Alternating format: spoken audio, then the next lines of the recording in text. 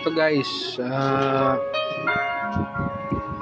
meron akong tanggap kanina. Sinauna to parang sa amplifier ng gitara, pero maganda rin tumunog eh. Ito yung kaha niya, may kaha pa siya dito. Galing sa ibang sinauna to eh, alam ko eh. Ginagamit sa mga banda to eh. Galing sa ibang technician. Ngayon, isi-share ko lang.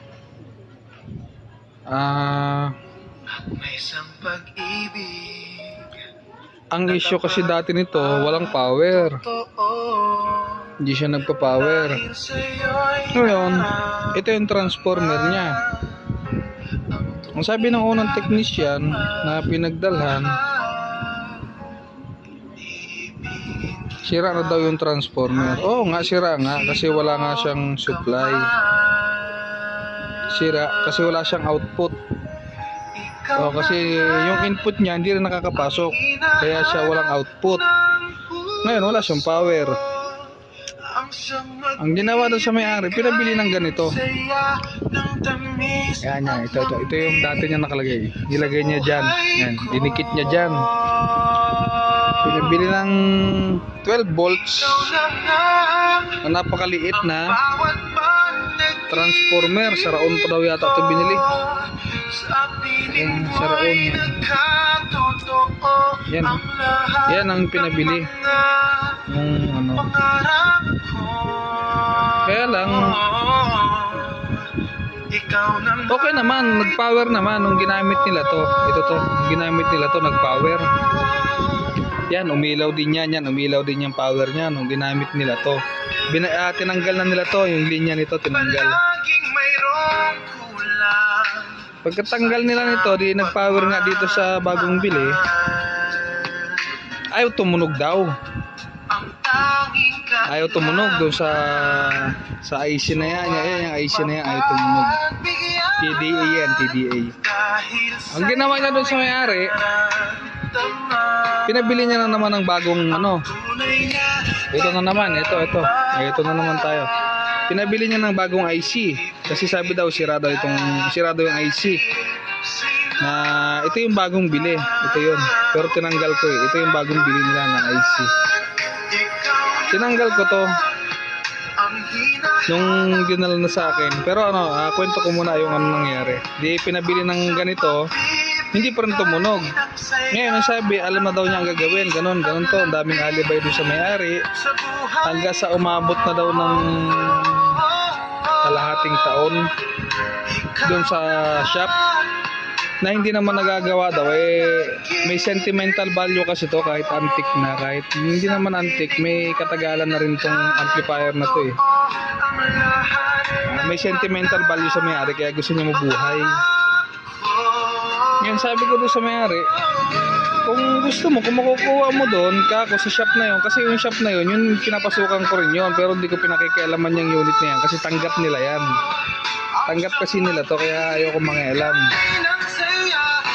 Ngayon sabi ko, dalhin mo nga ako doon sa bahay, kung madadala mo sa bahay. Pinadala ko sa bahay. Yan, pinadala ko yan. Kinalas ko nga siya kanina ko lang siya kinalas. Tapos ganito ang nangyari, ito yung bago, ito yung nakakabit dyan dati. Ito itong IC na ito, nakakabit dyan yan dati. Kanina nakakabit yan dyan. Ang ginawa ko muna, tinanggal ko itong nilagay nila na 12 volts kasi napakababa nito kung tutuusin mo. Kasi technician tayo, dapat alam mo yan napakababa ng nito, 12 volts. Bababa rin ng amperahe nito. Dapat di ka pabili ng ganito. Tapos nakita mo naman yung original. Sabi kasi nung technician na una, sira daw. Nakita mo naman original. Ito yung original. Ang laki, di ba? May kukumpara mo dun sa pinabili mong 12 volts. Yan. Tapos dapat yan, dito ka magbabase. Diyan ka dapat magbabase sa capacitor niya. Nakita mo nakalagay dito 50 volts, ibig sabihin yung capacity ng voltahe ng capacitor. Maniniwala ka ba 50 volts papasokan ng 12 volts uubra ba yun? Mag-ooperate ba yung system niya? Mag-ooperate ba tong IC na to kahit bago yung IC mo? Di ba hindi? Kaya kahit lagyan mo siya ng ganito na 12 volts, yan, ng transformer na 12 volts, hindi siya gagana, hindi siya tutunog.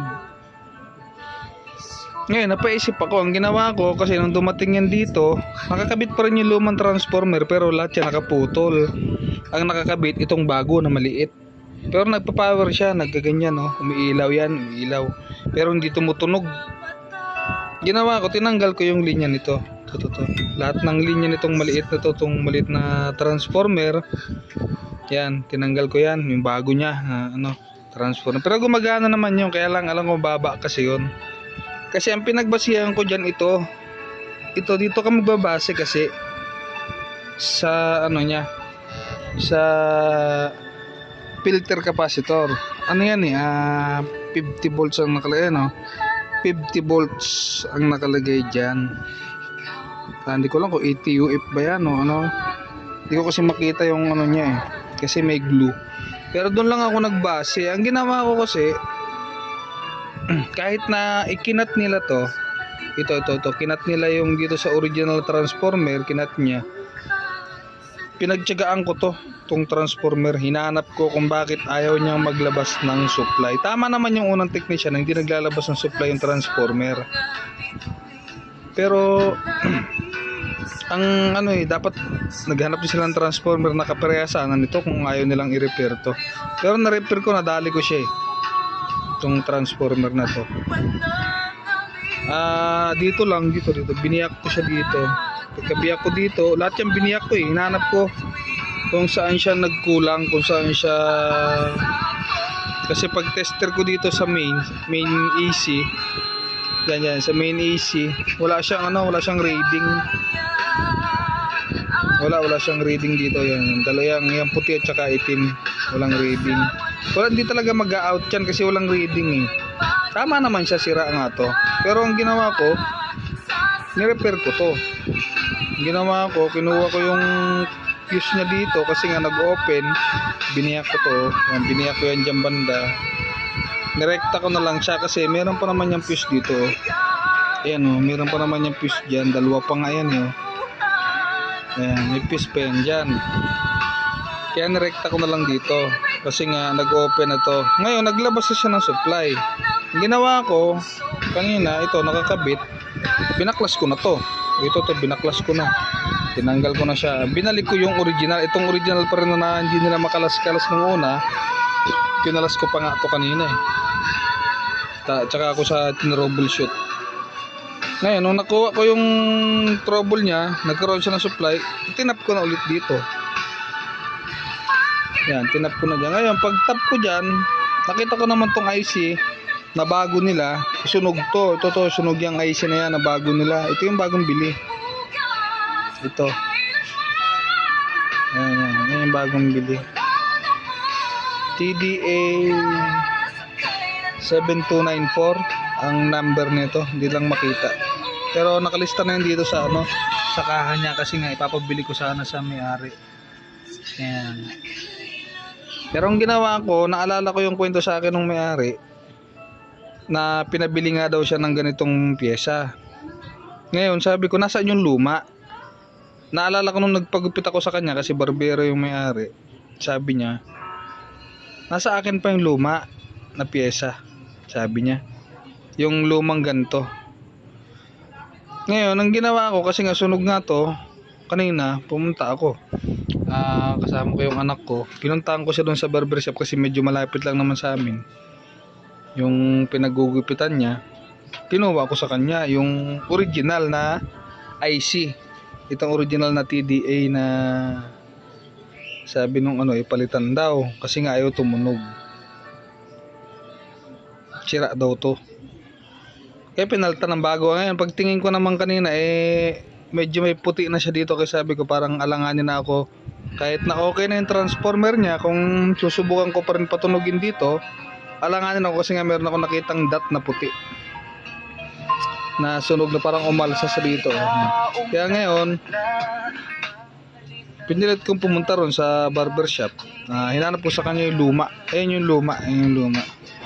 Na TDA 7294 na TDA. Yan ang kinabit ko ulit. Yung luma pa rin niya. Nasabi nung technician ay palitan daw kasi sira daw. Ayun yung luma niya ha. Yan, ayun yung original. Oh. Di tumutunog naman siya. Okay naman siya. Yun lang po. Sana po sa mga technician, wag po nating yung may-ari. Kung magbabayad naman po sila, kahit nga po na nakikita nyo na mahirap lang sila, wag nyo naman pong masyadong abusuhin kasi kawawa, bumili nito. Kawawa, hindi naman gumana yung unit. Di po ba? Sa akin dinala po sa akin pero wala po akong pinalitan. Ang lahat po nakakabit dito yung original. Ito yung original na transformer, ito yung original niya na IC. Pinabalik ko kasi nga kinuha ko kanina. Yan, tumutunog po siya. Kasi may sentimental value daw to sa may-ari.